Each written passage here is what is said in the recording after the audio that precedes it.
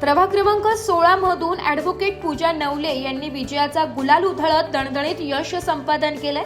या ऐतिहासिक विजयामुळे संपूर्ण प्रभागात आनंदाचे व उत्साहाचे वातावरण निर्माण झाले असून समर्थकांनी फटाके फोडून ढोल ताशांच्या गजरात आनंद साजरा केलाय।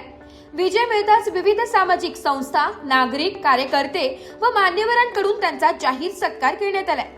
कायद्याच्या क्षेत्रातील प्रदीर्घ अनुभवाच्या जोरावर त्यांनी यापूर्वीही अनेक नागरिकांचे प्रश्न सोडविले असून त्याच विश्वासाच्या बळावर मतदारांनी त्यांना भरघोस मतांनी विजयी केले। महिलांच्या प्रश्नांना प्राधान्य, युवकांसाठी संधी, मूलभूत सुविधा, रस्ते, पाणी पुरवठा, स्वच्छता व आरोग्य या मुद्द्यांवर ठोस काम करण्याचा संकल्प त्यांनी व्यक्त केलाय।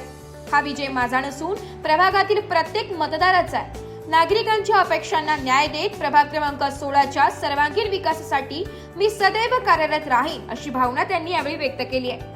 तर नाशिक लोकशाही न्यूजने सर्वे केला असता प्रभाग क्रमांक 16 मधून नागरिकांमधून असे चर्चेला उधाण आले होते की येणाऱ्या काळामध्ये आम्हाला नवलेताईच नगरसेविका हव्या आहेत, कारण त्यांनी कोणतेही पद नसताना देखील या प्रभागाचाच नव्हे तर नाशिकच्या विकासामध्ये त्यांनी हातभार लावलेला आहे। इथल्या महिलांच्या समस्या सोडवलेल्या आहेत आणि येणाऱ्या काळात देखील ते महिलांसाठी नक्कीच कार्यक्रम राबवतील, उपक्रम राबवतील, यात काही शंका नाही। तर महिलांसाठी ते कोणकोणते विविध उपक्रम राबवणार आहेत आणि ज्येष्ठ नागरिकांसाठी ते कोणकोणत्या सोयी सुविधा पुरवणार आहेत हे आपण ताईंकडून जाणून घेऊया।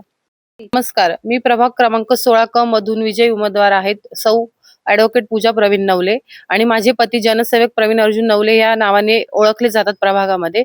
आणि ही पदवी माझ्या पतींना जनतेनेच दिलेला आहे। हा कौल आम्हाला पद नसताना आम्ही खूप काही कार्य केलेले आहे, त्याच कार्याची आम्हाला पोचपावती म्हणून या निवडणूक झाले, त्या निवडणुकीत आम्हाला जो विजय मिळाला आहे त्याच आमच्या कामाची पोचपावती आम्हाला मिळालेली आहे।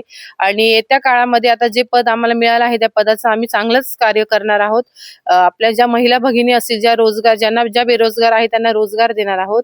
जे आपले तरुण मंडळी आहेत ज्यांना रोजगार नाही त्यांनाही रोजगार देणार आहोत। येत्या सिंहस्थामध्ये आपण नक्कीच त्यांचे सर्व काही काम करणार आहोत आणि त्यांच्या सेवेसाठी तत्पर राहणार आहोत। आणि येणारा कुंभमेळा हा आमच्या पूर्ण पॅनल तर्फे कसा छान होईल, कसा सुरळीत पडेल याचीच आम्ही खात्री घेऊ।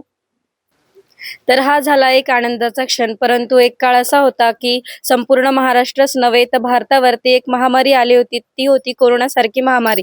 तर या कोरोना सारख्या महामारीमध्ये देखील प्रवीण साहेबांनी अनेक कामे केलेली आहे। त्यांच्या कार्यक्रमांनिमित्त त्यांनी अन्नधान्य असो किंवा लसीकरणाचा पुरवठा असो किंवा ॲम्ब्युलन्सची सोय असो, अशा अनेक कामे त्यांनी कोरोना काळामध्ये कोरोनाग्रस्तांसाठी केलेली आहे। तर त्यांच्याच कार्याची पावती म्हणून आज त्यांच्या मिसेस नगरसेविका म्हणून उभ्या राहिल्या आणि जिंकू सुद्धा आलेल्या आहेत।